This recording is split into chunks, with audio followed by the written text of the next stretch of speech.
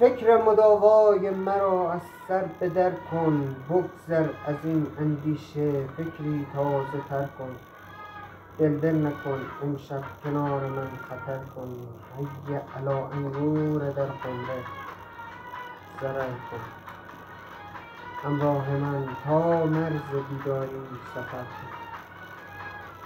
انصار و شیخ و مجتهد مردان عرفان، آیین پرستان بزرگ و اهل ایمان، مجنون و عاقل با صد استدلال و برهان، گفتند با مستی شود هر سخت آسان.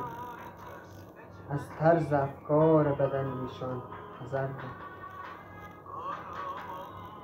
سر را به آوای غزلخوانت برقصان، دل را به سیمای گلفشانت برقصان. دستم در آغوش گریبانت برقصان، امشب پر از آنی و با آنت برقصان.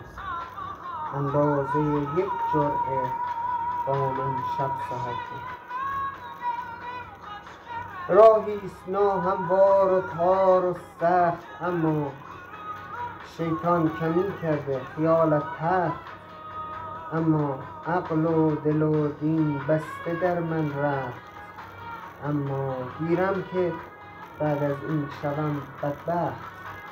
اما با من بمان در خلوت و کار دگر.